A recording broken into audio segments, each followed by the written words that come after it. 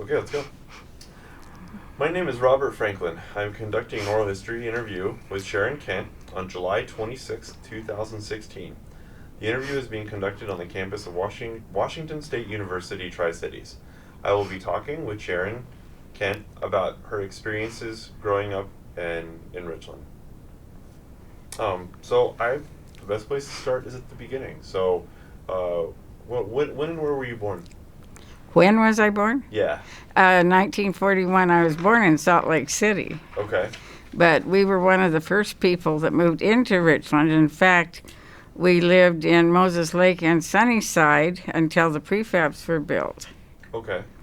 So, coming to Richland at that young of an age, you had to have had family that worked at My Hanford. father worked here, yes. Okay. And then what did he do at Hanford? I think he was a policeman at that time, but I'm not sure. I know he was a policeman, and when he retired, he was a safety engineer. Okay. And so he had several different jobs then.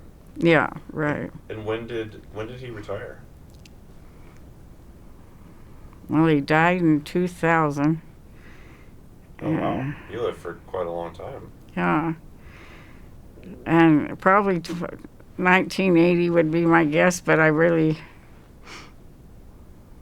don't know. Okay, well... Whatever 65 was, he retired, and he was born in 1913. Okay. 76. So, needless to say, he spent most of his career out. He had a long career. Right. At Hanford. Okay, wow. That's really... And did he have any other jobs besides policeman and safety engineer? Well, you mean a side job? Or any other job, any other careers out there or jobs out there? At Hanford, no. Yeah. No? Okay.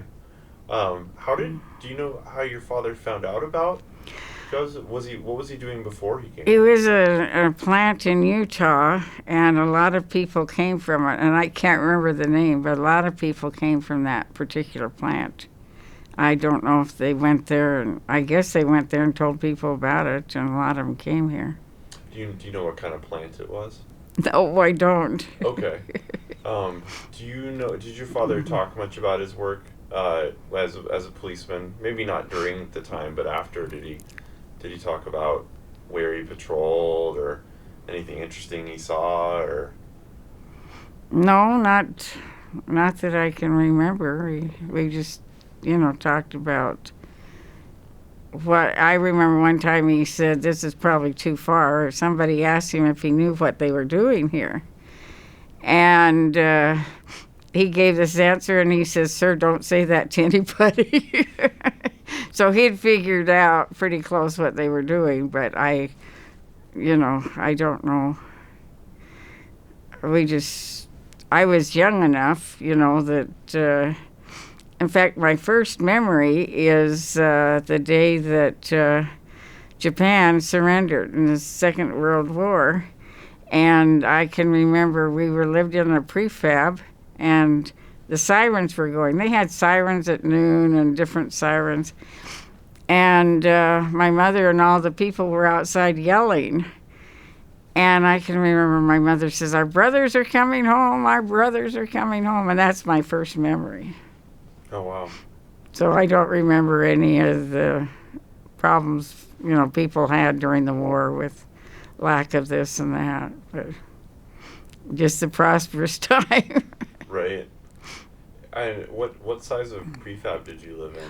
We lived in a 3-bedroom, and because we lived in a 3-bedroom, at one point they had a gentleman living with us.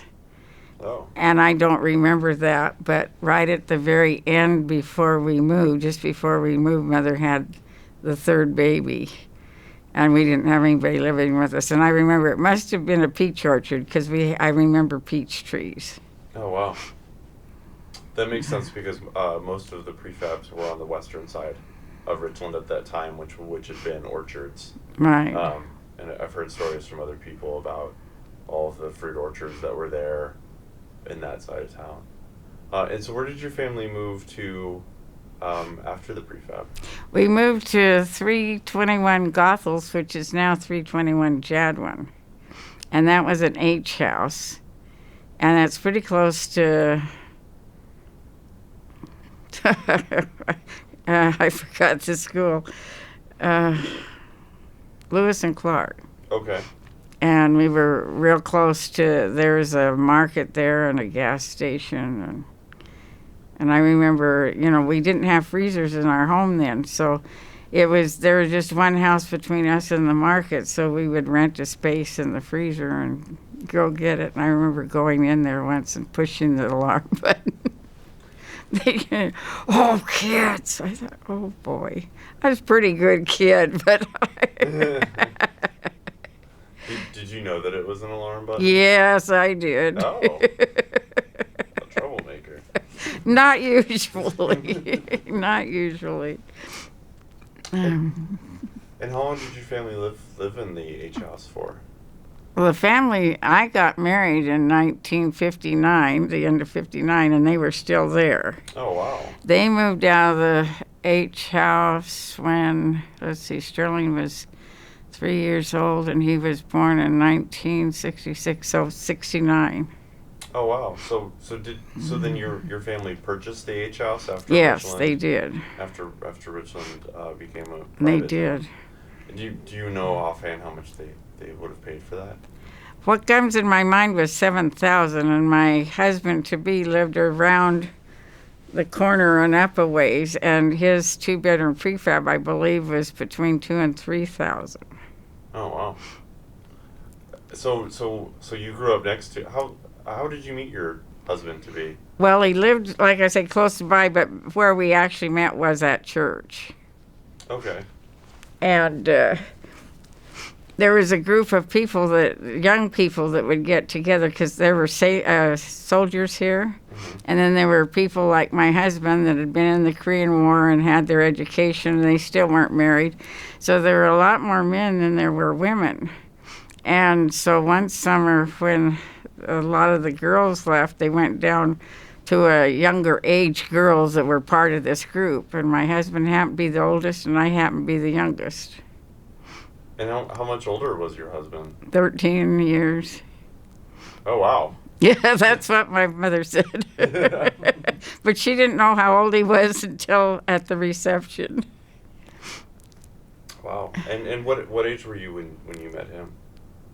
Met him, I was 15 or 16. Okay. And when did you, how soon after that did you or how long after that did you get married? I got married at 18. Okay. Interesting. And then what did you settle in Richland after that, or? Yes, my husband was working, GE, then it was GE. And we got married in December. And in September, we left. My husband got a full fellowship for Berkeley in health physics. Oh, wow. And so we went there, and then when we came back, we came back and came back here. And when would you have left? What do you remember? What year that would have been? When you left to go to Berkeley. 1960. Oh, okay. So the Richland had passed into private. So tell me, I imagine that leaving, because you were born in Salt Lake City, but really your formative years were in Richland. I imagine moving to Berkeley would have probably been quite a culture shock. Well, it was very different, that was for sure. And my in-laws lived close by, and my brother-in-law worked at Berkeley as a paleontologist. Oh, wow. And so we saw them often, and that helped a great deal. How so? Just knowing family was close by. Okay. I didn't feel like I'd just been let off. Can you describe some of the ways in which Berkeley was different from, or kind of some of the maybe new experiences or differences that you encountered at Berkeley? Well, the buildings were a whole lot older, and we lived in a very old two-story house, and we had the basement apartment, and I remember we went to Goodwill or something like that and got one of those Ringer washing machines and hung the sheets out. But my husband knew his way around and this type of thing. And so it was a much bigger city, much bigger area. And when we settle in a place, we go and take advantage of it. And so we saw a lot and did a lot. So your husband was from the area then originally? Yes, he was born in San Francisco. Oh, okay. And how did he get to Richland originally? I don't know. When he graduated from Berkeley with a physics degree, somehow he got to Richland. I don't. Oh, okay. Yeah, I guess GE had, And he'd been in the Korean War before that? He was in the Korean War, and he did that to, so his education was paid for. Oh, wow. He knew that, that was the way to get an education. His brother was already in the Korean War, so he didn't have to join because they were just the two boys. And if one's in a war, the second one doesn't, Doesn't get drafted. But he said he wanted an education, and this was the way he get it, and he said it worked for him. Do you know what he did when he was in the Korean War? Yes, he repaired Saber jets, the radar equipment in Saber jets. Oh, wow. So he was about 55 miles from the line. Okay. Backing up a bit, did your mother have a job at Hanford or working during the war or after the war? Yes, when I was a teenager, they called and begged her. She says, I don't want to go to work. I have children, and to work in one of the libraries. And so she went to work, and it turned out she enjoyed it. And I remember there was a graduate school. Somehow there was schooling there. It wasn't a campus like this, but she worked in that library. Oh, okay. And I remember I could go with her at times. And how long did she work there? I don't know. I know then she went out in the area, and then she worked in the Richland City Library. What do you mean out in the area? You said she went out in the area. She worked for Battelle. Oh, she worked for Battelle. Okay. Out on site or at. That's what I thought. Okay. I'm not. I could make mistakes, but. Oh no, totally understandable. And then you said she worked for Richland. Richland City Library. Yeah. And so how long did you and your husband live in Berkeley for? 1 year. Just 1 year? Okay. And then what happened after? Then we came. He decided he got his degree in physics, and he got his fellowship in health physics, and that wasn't the right field. Oh, okay. So he came back in physics, and then as soon as computers came to the Federal Building, he went into computers, and that was definitely his thing. Really? Oh, yeah. Then he worked with computers for the rest of his career? Right. Wow. So those would have been the days of punch cards and and what you said he worked with computers. Do you know a little more about what he did in the Federal Building with the computers? No, all I know is this is, I remember my youngest daughter was old enough to remember the incident. They let us go down, and it was in the basement of the Federal Building. And we couldn't go into the room, but they had these white coverall things on, and it was temperature controlled and everything. And she was old enough to remember. So then that was the first computer I saw. And that was my youngest child. So, and then it wasn't too much longer before we had a computer in our home. And my husband said, this runs circles around what was in the Federal Building, but at the time the Federal Building was phenomenal.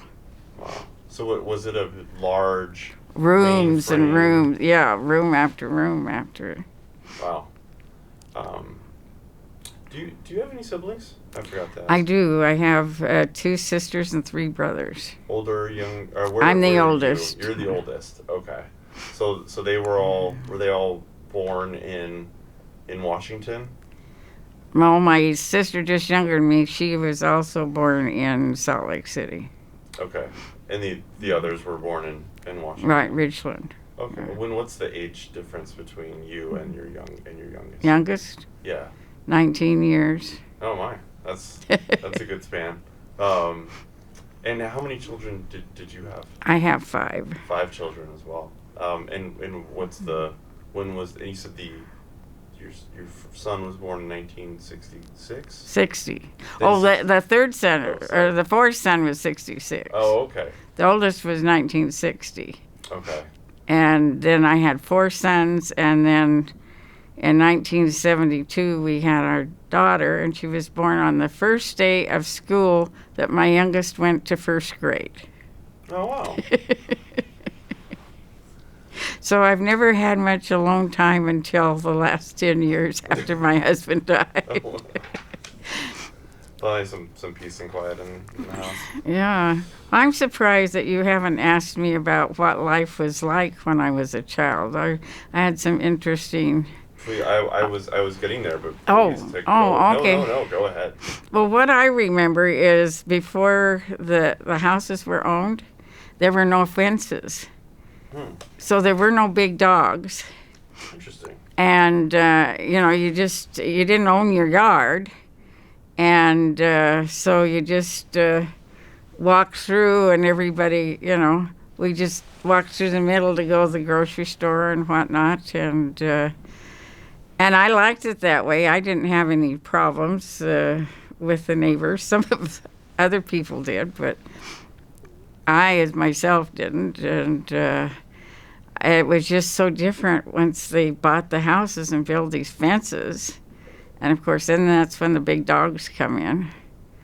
But before, they weren't, there weren't the big dogs that I don't remember where I lived. Right. There were cats, and we had a dachshund. Okay. That we kept in the yard. You couldn't just let them run. Right. So I guess they would have been indoor pets a lot of the time, because without the fences, I mean, they could just. Yeah, to me, it just made such a huge difference once those fences went up. Oh, I bet. It's just a whole different feeling. Right. It wasn't near as warm and friendly, and there were a lot fewer people then, too.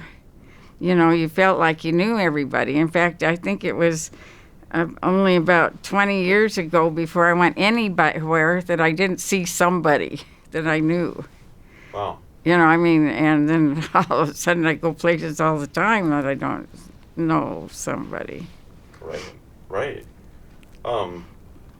What about, I guess that's interesting to hear you say that with this lack of fences, because we, nowadays, we associate fences or things like that with a feeling of security and privacy, but you're saying that, at least to you as a child, that was much more of an open, friendly feeling. Well, that's what it was to me, but nobody teased me, or I had a brother that got teased something fierce, but nobody bothered me, and so it felt good to me, and to just kind of be able to wander around. Right. What did you do for fun, like growing up? Like, what kinds of activities? Well, we went swimming. My dad enjoyed swimming, and they had a pool down in Howard Avon Park. They had the little pool, and then they had the big pool. And if you went to the big pool, you had to be a certain age. I can't remember if you went without your parent. And you could only swim for 1 hour. But if you were with an adult, you could swim all the time. And there just happened to be a lady that lived across the street that liked to swim, that didn't have any children, that liked to take us. And so we thought we didn't have to stand in line. We just went in and swam as long as we could. I always loved the river, and swimming was something I did a lot of. And what was the pool Was the pool in the river or close to the river? Close to the river, you know. okay. You know where that little pool is now at Howard and Avon Park? Yes. Well, it was right close to that. Oh, okay. And the tennis courts, my husband and I played on the tennis courts. I'm sure that they have renewed the surface, but it's the same place as when my husband and I played. Oh, And he okay. claims we played at 115, but I keep saying the weatherman never says it got that hot, but it was plenty hot. But I'm sure it felt like 115. Well, and there was no air condition. There were swamp coolers, but my mother had asthma, so we couldn't have a swamp cooler. So I felt very put upon until I got married, and my husband had a wall air conditioner, and I just thought I was in the Ritz. But we had an interest. We were in Lewis and Clark, and supposedly there was a canoe out there that was decayed, and supposedly it was from Lewis and Clark thing. My brother's wondering if it wasn't from the Wanapum Indians. But the other thing, we had a principal named Lee Carlson, and he went around traveling around the United States, and he was a rock hound, and he got these big blocks of the state rock. Mm-hmm. And on George Washington Way, just north of Lee, on the east side, it was a theater, the Liberty Theater. And anyway, they built this water fountain and had each one of these rocks from the state. And I've often wondered what happened to that, because it was very nice. I hope they put it somewhere, but if they have, I haven't heard about it. And also, it wasn't, then those days, not very many people traveled that widely, so it was very interesting to. Well, oh, right. Well, especially, I imagine growing up in Richland, until 58, right, the only people that could live in Richland were people that were employees of Hanford. So I imagine that what you were saying earlier about always knowing everybody, I imagine that would be exceptionally true in Richland, where everyone you knew worked at Hanford, or was a family of someone who worked at Hanford. So the community had kind of a close-knit feeling. It did to me. What else about your childhood? Well, when I was in high school when the house is sold, Mm-hmm. and other than the Globetrotters, anyway, I had hardly seen black people other than when they came in town, and they did a thing at Columbia High School that's now Richland High School. And then the house is sold, and 4 black families, maybe more than that, moved in. But anyway, they were in high school, and the 2 brothers were C.W. Brown, and I can't remember his brother, Norris. And he was married to one of the girls, and the other brother, Norris, was engaged to the other. And they were really good in basketball, and we got number 1 in state in basketball that year. There were other great men, too, but I don't think anybody contested the fact that they were a big thing. Really? A big part of it. And I never saw any... I was raised without prejudice because I didn't see it, if you know what I mean.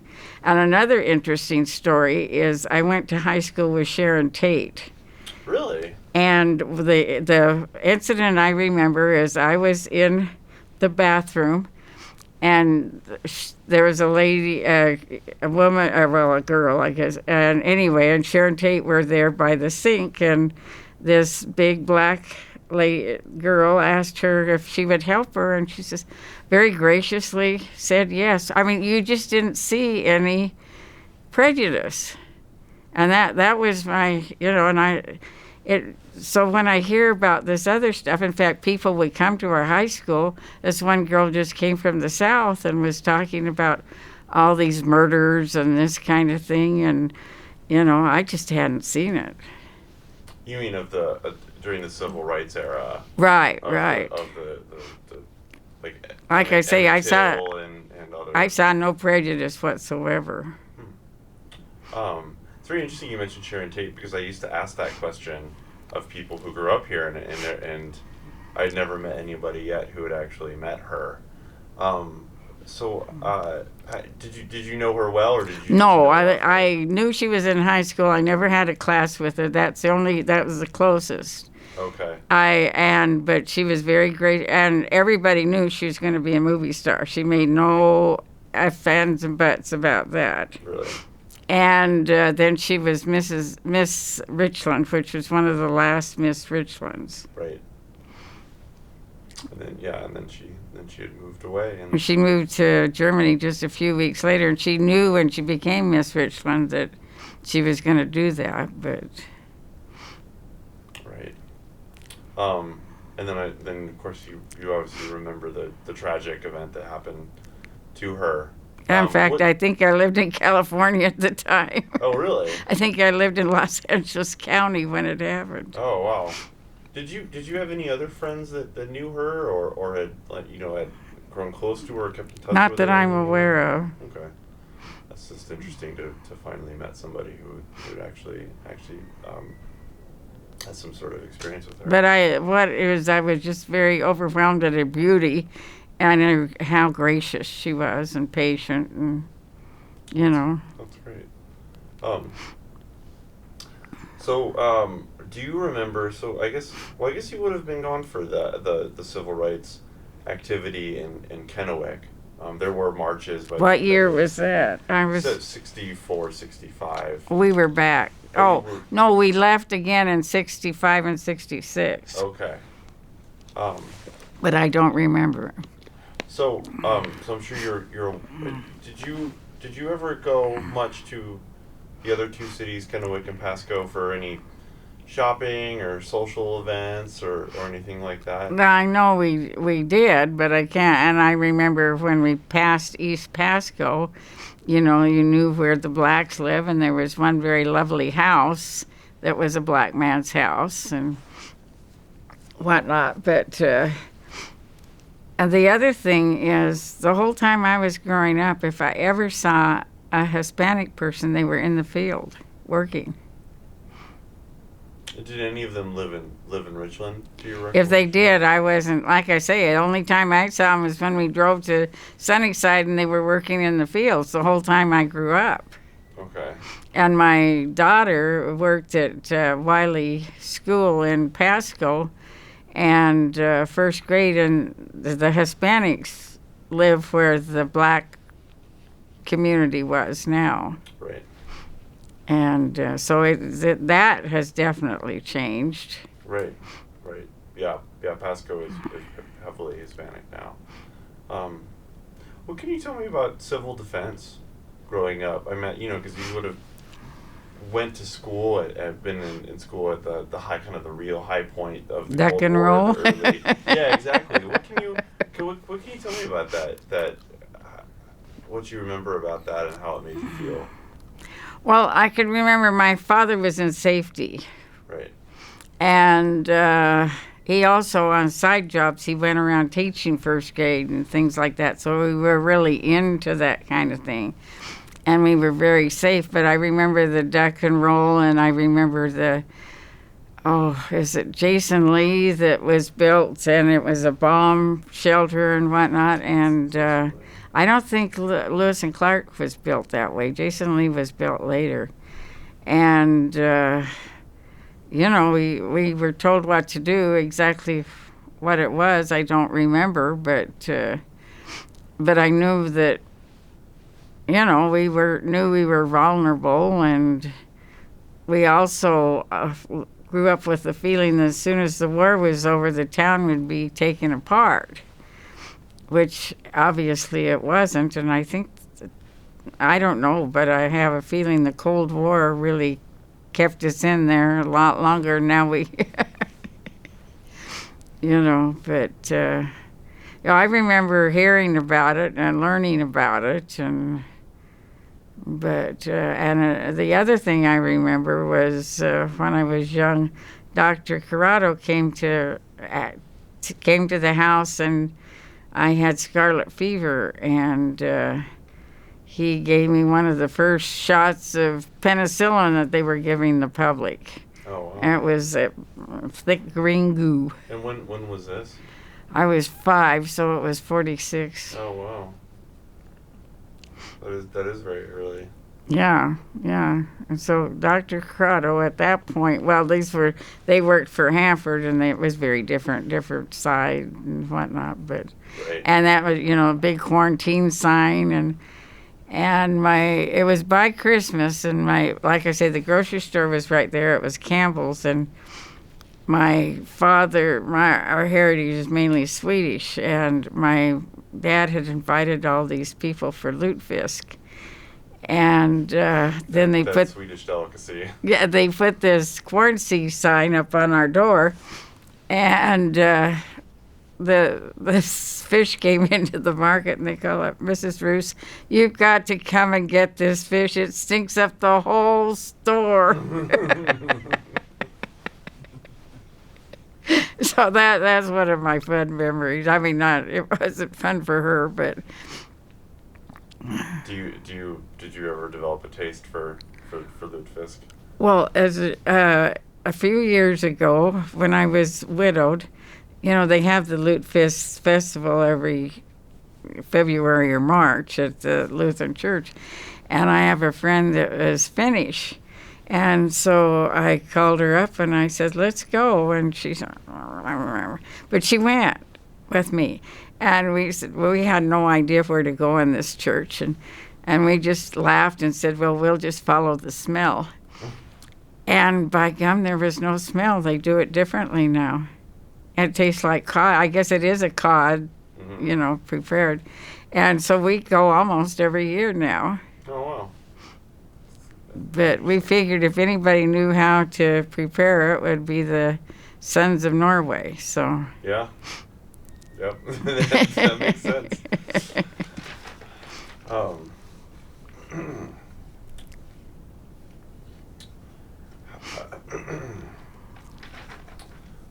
anything else about growing up that you'd like that comes to mind, or that you Well, I remember when the fireworks down at just below the high school and whatnot. That's where we saw the fireworks, and then they had a baseball field down there. And at one time, but I think I was an adult then. They had a team called the Triplets, which is similar to the Dust Devils. Oh, okay. And I remember they gave out jackets, and I still have my Triplets jacket. Oh, wow. And the circus came to Sunnyside, the great big one, and we went there. And I know, well, the other thing is, one of the first things that happened was the Richland Players. And Mother said there was this man that was there on business, and he had nothing to do that night but so he went to the Richland Players. And he stayed over the next day to go and tell people how extremely impressed and surprised on how good they were. And the community concerts came. Anything like that came. They brought things in like that. And I remember Ronald Reagan came. He worked for GE. Oh, right, doing the promotional films, right? Oh, yeah, I remember going when he was there. Were you living here when President Kennedy visited to dedicate the N reactor? Yes. It was in November of 1963. Yes, I was. Or In fact, September, I think. Sorry. In fact, my brother was a Boy Scout, and he was right there and whatnot, and he got to shake his hand twice. Oh, really? Yeah. Oh, wow. Did you go to the dedication? I don't remember that I did. I think I had a brand new baby or something, But when we had a brand new baby in the 60s, we were going through one of those trees that you could drive through as President Kennedy was giving the oath of office. Oh, in California. Right? Yeah, Yeah, California. The redwoods on the highway. Yeah. I remember that. So. Interesting. Do you remember President Nixon's visit in the late 60s, early 70s? I can't say that I do. It's I haven't met anybody who has yet. I've seen pictures of him at Hanford, but I don't think it was as widely touted as President Kennedy's visit. Right, right. He seems to have a little less mystique.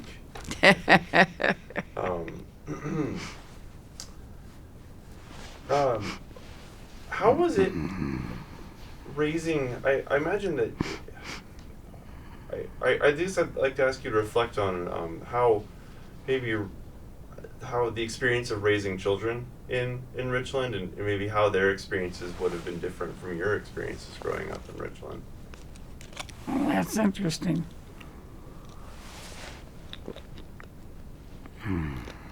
Oh, we had fences.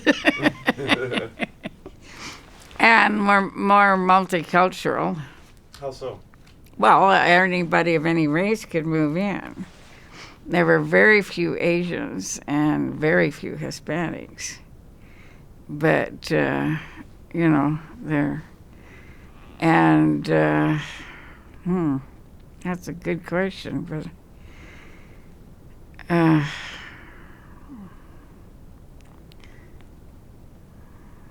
well, they still, knew it was a nuclear situation. I don't have a good answer to that other than it was a nice place to live. We felt safe. That's interesting. It's interesting, I guess, I think for many people who might ever see this or about who aren't as familiar with Hanford to hear in the same sense that it's a nuclear, there's all this nuclear material being produced here, but that it was also a very safe community. Did you ever feel any kind of greater existential fear from the Cold War? I didn't. Not that I remember. I certainly didn't when I was a child. Right. And I think I was just so used to it, I don't remember. But another thing I do remember about my kids and whatnot is when I grew up, everybody had the same furniture. Right, because of the government furniture. Yeah, and everything else. So when my kids grew up, we went to Bell Furniture and whatnot, and people had different furniture. And like I say, they had dogs and whatnot, and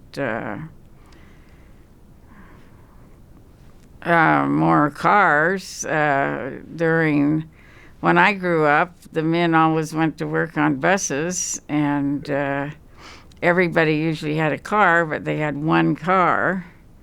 And so with my kids, a lot more people had two cars, and the bus system wasn't near the thing that it was. And where I live now is right by where the bus barn is, and they just built that new facility, and then they stopped using the buses. But I thought the buses were real nice because you knew when your dad or your husband was coming home, and right.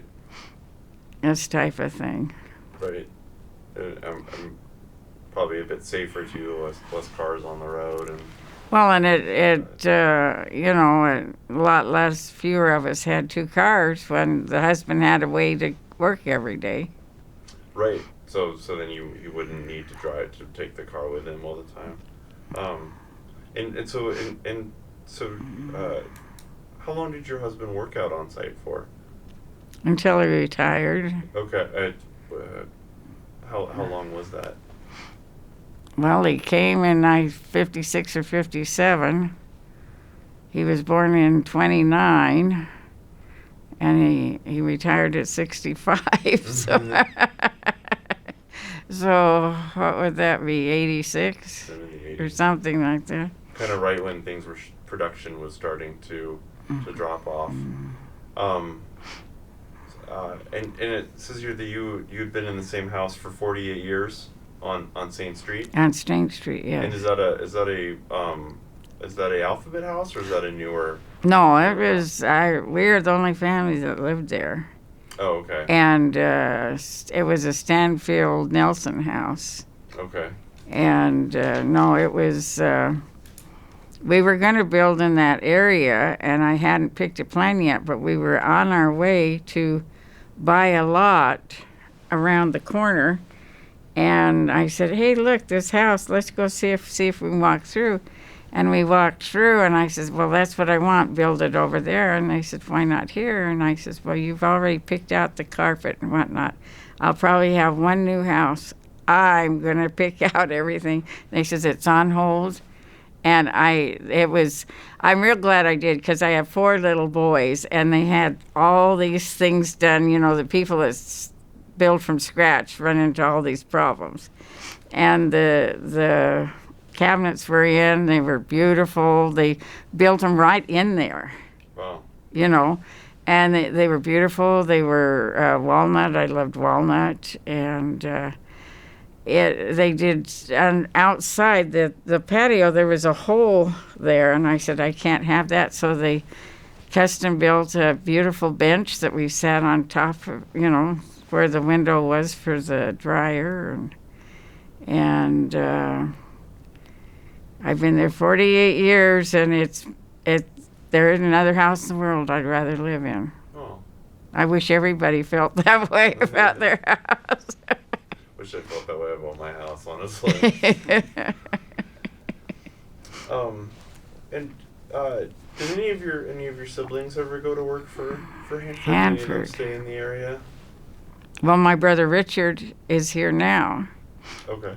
And he would be somebody, and I forgot to bring his number, that would be interested. He works out on the grounds, and whatnot, and keeping track of radiation from the animals and this type of thing. Wow. Interesting. And I don't know, I think I can tell this story.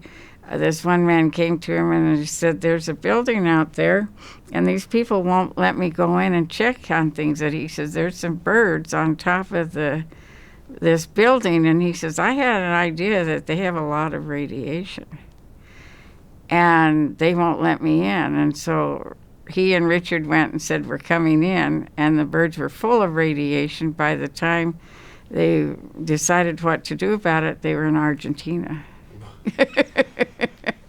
But he says the saving grace is whatever kind of bird it wasn't the kind people ate for dinner.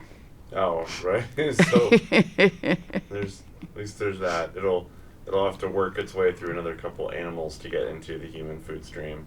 But Wow. And the other thing was when Rattlesnake Mountain, I have allergies, and when Rattlesnake Mountain burned, my allergies were the best they'd ever been. Really? What is it that you're allergic? The weed. I've been here so long. But anyway, guess who was the one that had the helicopter this reseated? My brother. They came in with helicopters. I said, I don't know about that.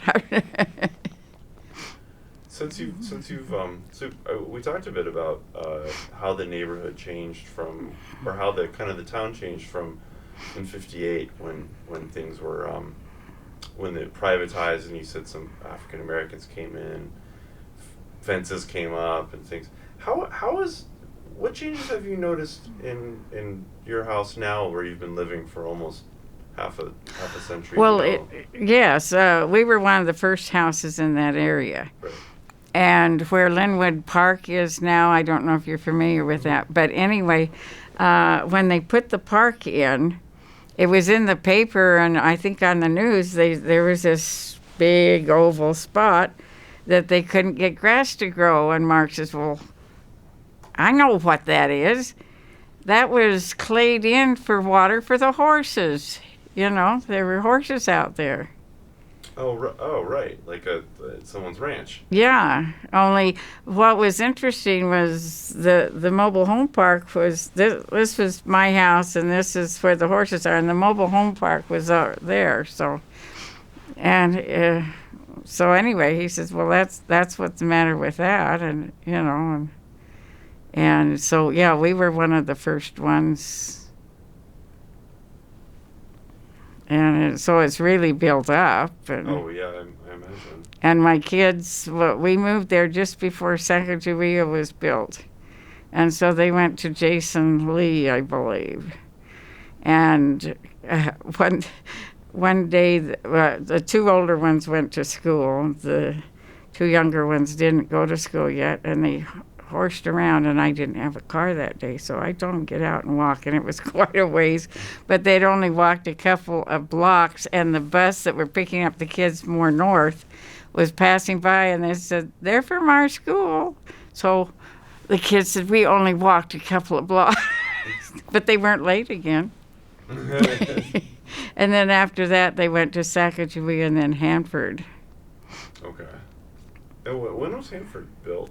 Do you remember? Well, I know they started, Mark was born in 60, and he started junior high there, and he was one of the first. I don't think it was the first year, but it was pretty close. Were you involved in any groups or social organizations when you were being a mother and raising children? I was, one of the things, Robert Leedick was the superintendent of schools, and I was in a group called Citizens for something or other, and we met with Robert Leedick, I believe, once a month, and I really enjoyed that. And what did you do in this group? We just discussed all kinds of things and gave our feelings. The only other person I can remember that was in it was Dr. Sarah Jerkel. And who was that? She was a pediatrician. Okay. And so I imagine this was a school-related? This was Richland Schools. This was all, I can't remember the exact title, but it was citizen, and how they picked us, I don't remember. I was also vice president of PTO at Sacagawea. We decided not to be PTA, so we were PTO. Why was that? I can't remember. I know I was in the discussion, but I can't remember. What is the O for organization? Organization. Okay. For some reason, they didn't want to join the PTA, and now I kind of laugh and wonder why, but we didn't. Right.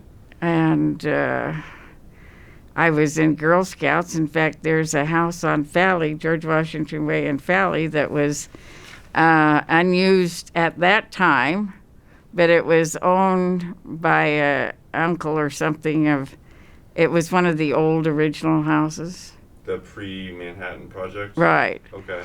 And anyway, we had Girl Scouts there, and the building is still there, and I don't think it's ever been occupied in all these years. Oh. And It's yellow. Fallow and George Washington Way. And Fallow? Fallon, Fallon? I think. It's right at the end of downtown Richland. Interesting. And I'm pretty sure it's yellow. Okay. I'll have to look out for that next time. But, yeah. But, no, I know I enjoyed going to the things here, and most things were free except, they had the GE had a lot of things for the people, and I do remember the dust storms, and the women didn't like them. Why is that? Well, they called them termination winds. Right. And, the women would clean up and whatnot in those winds, and they'd just seep into the house. And Now, would these even happen when you were an adult? How long did the dust storms continue for? until all the irrigation started, more of the irrigation, the less of this. And like one of my son Sterling was talking to me about the other day, he said, when I grew up there, it was very little humidity. He said, now there's a lot of humidity, and like he says, if you're out driving at 5 or 6 in the morning, there's all this water going up in the air from sprinklers and whatnot, and it's a lot more humid. Mm-hmm. And that is definite difference, but it hasn't bothered me. But Right. Oh yeah, I imagine that. I didn't really think of that. Do you remember clearly when kind of the big irrigation projects were happening? Do you remember that, like what kind of era that was, or decade? not really. I remember going out and picking fruit from, when I was a kid and when I had young kids, and that's what I remember. Asparagus and things like that, but I don't ever remember it without all this. Right. Okay. Interesting. Um, uh, what can you tell me about the history of the Latter Day Saints in the area? Were there any Mormon settlers in the area before the Manhattan Project, or was the main bulk kind of brought in during World War II? Well, the main bulk was brought in, but I don't know if you know anything about Bickleton that's out there. The Brinkerhoffs lived in Bickleton, and they came in, and he was the one that not too many years before he died, and not all that long ago, he remembered as a child there were bluebirds in Bickleton. So he did a project, I don't know how many years ago, 20 or so, but not, where he made all these houses, or had all these houses made, and now the bluebirds have come back to Bickleton. You mean like birdhouses? Yeah. Oh, wow. And where is Bickleton? It's not too far from here, but I'll tell you, when we went there, I didn't see any street signs or anything else. It's just out, Mm-hmm. And my brother knew how to get there. I thought, well, I couldn't drive there. There's, it's farm and whatnot. He was saying, there's a bluebird, there's a bluebird, there's a bluebird. But they were one of the families, and but most everybody else came. And I can remember we were we were in schools and whatnot, and then in 1950, the steakhouse on Jadwin was built, and at that time we stayed a branch. And when the church was dedicated, we went in and we were divided into 2 wards. Branches are usually quite small, but. And also, I was the first baptism in that building was April of 1950, and I was baptized during that baptism. Oh. I know my mother didn't want me baptized in December in that dirty, cold Yakima River, and I didn't put up any fuss.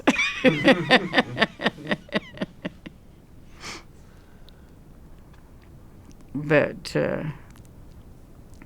and we've really grown since then, that's for sure. I imagine. Do you remember any? Was there any sort of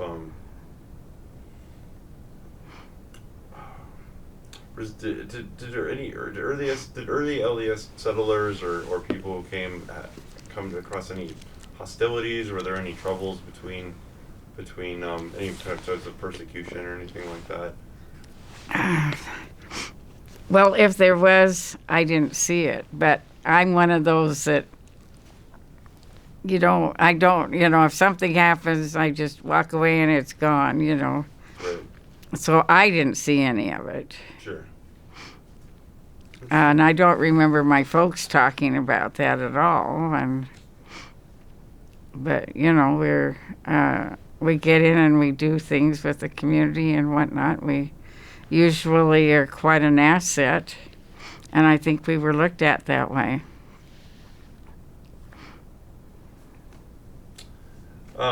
One of the things I remember as a kid that I loved that I really miss now was the atomic days. They had atomic days, and and one of the things that they had floats. I mean, gorgeous floats. And I know Mother and Dad would work on these floats for Toastmasters and Toastmistresses and whatnot. I remember all that crepe paper and whatnot. I miss those kind of floats. It was fantastic. They really put a lot of effort. And I can't remember what else with Frontier Days, but there was all... And I don't know exactly when first it was Sidewalk Show. For this that's coming up this Friday, and it was on the sidewalk in downtown, and then it's turned into this big thing. And then it was local artists, and I know her, and even as I was an adult, when I was taking a lot of painting classes, I knew a lot of the people that were showing down there now, I don't.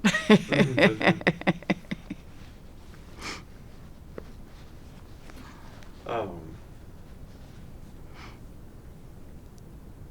did you were you, did your husband share a lot of what he worked on, or was there still a culture of secrecy that kind of Oh no, existed? he did not share what he worked on, but I do know that he was this kind that could be very isolated and so if there was something that people didn't want to work on because it was tedious, or they had worked on it for years and couldn't solve it, they just handed it to him and gave him no deadline, and he solved all the problems. That's the only story I've heard. And so he was very highly valued. And then his bosses, and they, honored him, and he was, this kind of thing, paid as somebody like that. And his bosses that were his age or a little younger, when they were retiring, says, "Roy, you've got to retire. This young guy does not have any respect for overpaid old geezers." And so he retired early. He retired at 65, where he would have gone to 70. Yeah. But they said, no, he has. And it's really a shame because, they lost a very valuable person. Right. All of that learned experience on the job. Is there anything that I haven't asked you about that you'd like to talk about? Not that I can remember at this time. I'm sure as I walk out, it'll fill my head. Light bulb going on. But no, it was a very happy experience for me. It wasn't. My parents, I could see that. The other difference was between everybody here on vacation always went home to their parents because the parents didn't live here and whatnot. Right. Whereas with my kids, my folks lived here. My husband's folks didn't, but my folks did. And that was a big difference. So when we went to his folks, but we weren't trying to equal our time to both families. And so also then we took time to go and do other things, and that was a big one, to have the grandparents and the aunts and uncles and whatnot here, which my kids had and have really enjoyed. Right, that larger extended family structure would have been missing, or if your aunt or uncle didn't work for Hanford, right, they wouldn't live in the area, and Well, I have another funny story. Sure. My folks, when they moved from Jadwin, which turned into Goethals, there's Jadwin in the uptown, and then Williams, and then south of Williams, it wasn't Jadwin, it was Goethals. Why it was that way, I don't know. But then several years ago, they changed it so it's Jadwin all the way down. Mm-hmm. But anyway, when they moved from Goethals, they moved to Haynes, which is across the street from the dike. Right. And they had that wonderful walking path.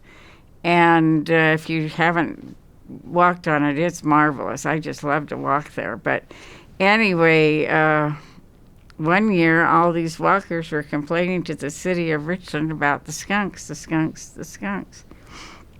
So they went in and got rid of a lot of them, and all of a sudden, all the neighbors were just covered with mice, but nobody was talking about it. And I can remember my mother was real sick, and the cat came and dropped a dead mouse on her chest, and my little daughter, who was real little, came in squealing with a mouse, and then she flushed it down the toilet, and then the neighbors just didn't say a word till it had gone on for quite a while. Oh. And so that's a funny story. It wasn't funny to my mother at all, and she certainly didn't like the present the cat gave her. Right. And she couldn't believe that my daughter would run around with a mouse, and why they flushed it down the toilet, I don't know, but that's what she did. Do you remember the flood of '48? Yes, I do. In fact, it was on a Sunday morning, if I remember right, and there was a friend, and he was in the church, but he obviously wasn't active, and he was working in a tavern, just south of what was Richland there, on the way to Richland Y, and he went up to change a light bulb and was electrocuted. Oh, wow. And like I say, I switched the names around, so I don't know what his name was. All I know is I knew him from church. Mm-hmm. But at that point, he wasn't very active. And yes, I do remember the flood. That's what I remember. That's what you remember. And that's when they built the dike across from the Haynes and whatnot. But it didn't get to our house. Oh, okay. And they built what they call the Miracle Mile then as well, all of the long structure there to keep the water out. How else has Richland changed since you were? I mean, obviously there's so many changes since you were since you were small when you can first remember. But what else strikes you as major? At first, until I was a teenager, it started a little before I was a teenager, just downtown Richland, and then the end of Uptown was finished when I was 13. The Uptown Mall? Yeah. Oh, yeah. I mean, the movie theater and Spudnuts were one of the first ones built, and then the North End was finished when I was 13. And that added a lot of stores and this type of thing. And more and more and more people. And so, like I say, we kept... I didn't worry about it, but, you kept expecting it to close up. And I remember my dad saying once a community, they found out that once a community like this can get over 100,000, then they can support themselves when, that one plant or something moves out and can survive. They won't be what they were before, right. But... I'm not worried about it finishing before I die, so. Plus, I'm on pension and Social Security, so. Well, at this point, it's hard to say when they'll finish, given the task before them is a really, really big one. Well, there is something that I've never figured out, and they keep doing it. I remember my whole time when I was a kid, and, through the whole thing, is when they took a bid, they took the low bid. And I don't remember that there was ever once that it didn't go way, way, way over. But they kept taking the low bid. They didn't learn. And the other thing is I don't understand is why when somebody got the bid, why didn't they say, you have to finish it at this amount of money? That, to me, now if I was doing something on the side, I mean, I would have something in there like that, Right. I think, and it just never made sense to me, and they're still doing it. Mm-hmm. Does it make sense to you? No, it doesn't. Because I think they lost out by taking low bids. Yeah, there's definitely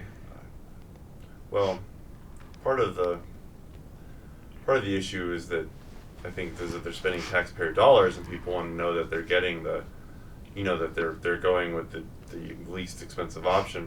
But if I'm understanding your point correctly, it's that the least expensive option sometimes turns out not to be the least expensive. Well, option never if did. It's not quality work. Well, I see. It wasn't. Or there's just the nature of it is cost overruns, and that there should be It always went way, way, way, way. I mean, it wasn't, it was way, way, way, way, way over there.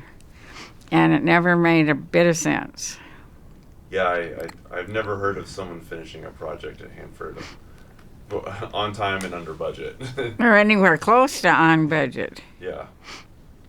Yeah, they just, the vitrification plant keeps getting delayed, and the closing down of the plutonium finishing Once they plant. get the contract, they, they don't always get to keep it forever, but, so I don't know. That's one thing that's never made a bit of sense to me. That actually brings me another question. Did you notice any changes in the town when the Hanford would change contractors? Not really, except when they brought in new contractors and they brought in more people and different types of people, different expertise and this type of thing. But if just changing when it was just one company, I don't really. What about during the shift in the late '80s from production to cleanup and kind of the rise of the environmental consciousness, if you will? What about can you talk about your what you remember about the community at that time and kind of how people negotiated that change in Hanford's role? I don't remember that at all. Okay. Like I say, a lot of things that when I had a bunch of little tiny kids, I had my own little world. Right. The 60s are a pretty big blur. Right. What about later in the 80s, in the early 90s when cleanup started to become a high priority, and the actual production was being shut down? Well, I just remember maybe this is coming to an end kind of a thing, but it didn't affect me. And I didn't see anybody, seem to be bothered. You just can't, because, you'd been there for so many years and it just kept going on. Right. So, and my husband didn't talk about how it affected him or anything, my dad. My mother, but I remember one thing. The last library she worked on was the old Richland Library, and I guess the new one's over 30 years old, a lot older than I thought it was. But anyway, she says, they just had to build this new one. They just they could not use that building anymore, and then they built a new one, and somebody was in it for another 30 years. The old building? The old building. Where is that building? It was between George Washington and Jadwin and Swift. Oh. You know where the city hall is? Yeah. It was right south of the city hall. Oh, okay. And it was a orange dome. Oh, okay. Isn't that a vacant or an empty space now? They took it out, yeah. Interesting. Just like the old community house, they cut it in half. But I don't know.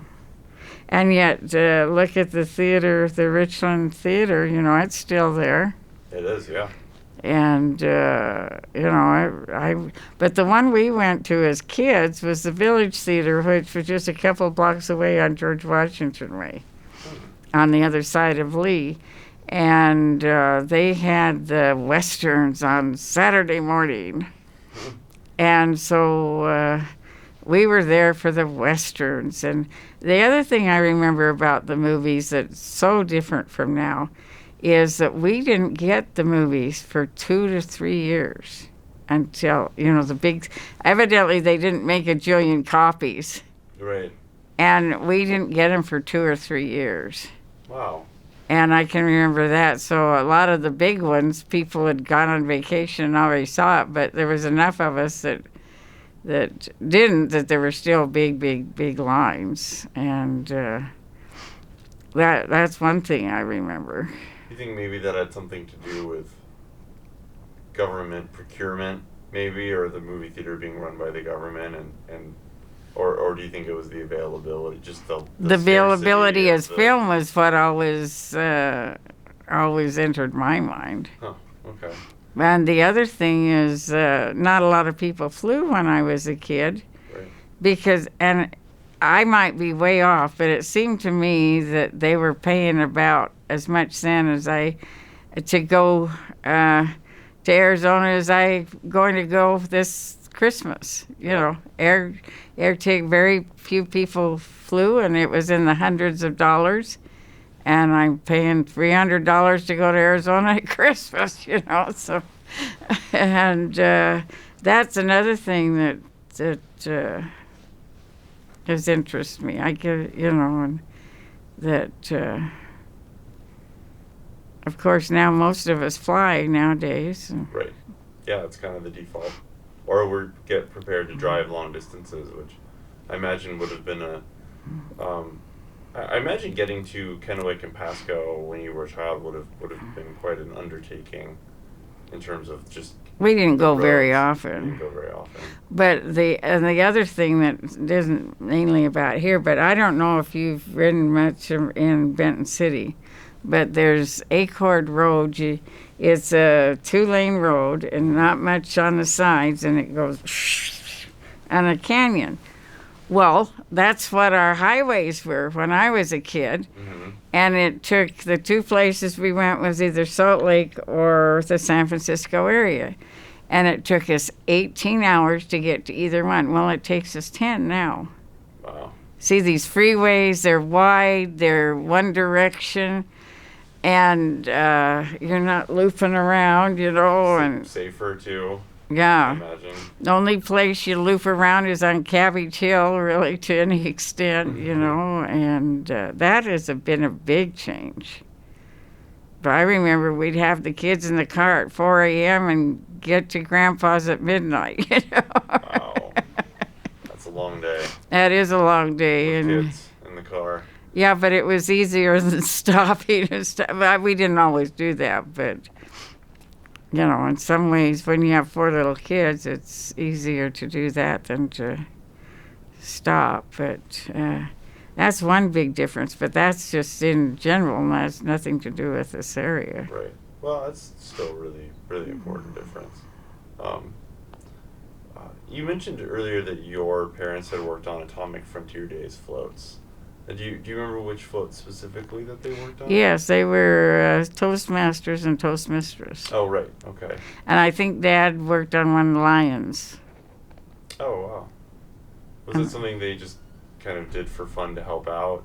Yeah, they were in those organizations, and Oh, okay.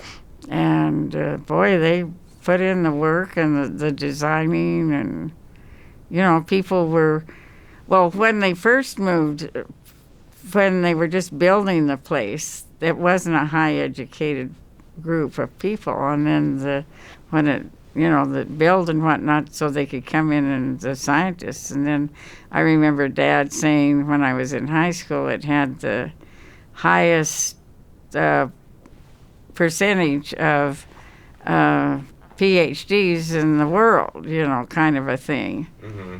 And, and so when people talked about, nobody talked to them about going to college, I said, you're kidding. I mean, everybody I knew went to college from here.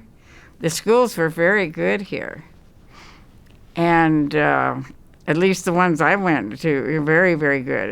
And then I went to BYU and got married the last day of the quarter and came back and started CBC. I think that was the 3rd or 4th year of CBC. But it already had a good reputation. Right. And did you finish? No, I didn't. I've been taking courses until just a few years ago. I've been taking courses off and on, and then I was in the seniors programs that they had, and they quit that, and so. What kind of courses did you take? Well, we had 2 businesses when our kids got teenagers. My one son said, well, he was a scout. And for one of his merit badges, my husband's boss was a scoutmaster. And he also, on the side, had bees. And so we checked with the neighbors, and they were okay. And we had 2 or 3 hives in our backyard. And my son couldn't find a job for the summer. So he said, Dad, can we have bees? And so, I don't know, we had big contracts and whatnot, and we, worked together with the other ones, and were very involved in the state bee organization and this. And it was the most wonderful thing for our family. We worked hard and we worked together. And but then the older ones were leaving, and the two younger ones got deathly allergic. And so then when we didn't have the bee business anymore, our son says, I knew a man that was selling his carpet business, and so we bought the carpet business. But anyway, when we had the bee business, I took 2 years of accounting. Okay. I kind of got off on that, didn't I? And I've taken about every oil painting, whatever, this kind of thing. But when I first went, I was taking the basic courses. Right. The general education. The general education, and then I just went off on the different things. So I kept the books for the businesses and answered the phone. But we liked the beekeeping business much more than the carpet cleaning business. And like I say, we worked together. But one of the things is one of my boys took them out. You know, you move bees at night. Mm-hmm. And he was out in the farm somewhere, and the truck turned over. And they said there were policemen all around keeping cars from going, but none of them were out helping. But it was a stinging proposition, but it was good for us. It really brought us close. And the kids learned if you work hard, you could have anything you wanted. Oh. You know, they got the skis. They went to, skiing, and they're still real hard workers. You know, they found the benefit of that. And my one son, when we were getting rid of the carpet business, he decided that he was going to go to college, and we had some some men that worked for us came in and had keys to our house and whatnot and stole our truck and a few other things and whatnot. Wow. And we got a call from a policeman in Oregon, and there was this little box that looked, that was locked and whatnot, and they took that. And it didn't have anything that they wanted, but it had a lot of personal papers. Mm-hmm. And so the police sent it to us. And anyway, when we were getting out of the carpet beekeeping business, my son David took it with him to school and took the debt and whatnot and built up a carpet cleaning business in Las Vegas. Oh, wow. Does he still do that? No, he works for Costco now. Oh, okay. And he's in Selah. He was at the Kennewick store, and they transferred him to Yakima. And they have moved to a house that's over 100 years old. And they've kept adding to it and adding to it. And I don't go upstairs because you have to know I need the bathroom often. And you have to know exactly which staircase you go up to get to the bathroom up there. So But his wife's family grew up there, and they said, "Oh, we're so interested. We always walked past this house, and we wondered who owned it now." And so it is a very interesting house, but Right. Well, Sharon, is there anything else you'd like to add, or that I haven't talked about before we? Not that's coming. Right. Well, I just want to thank you for sharing so much about your life and you're welcome. Opening up to us about your experiences growing up in Richland. I really appreciate it. You're welcome. Okay.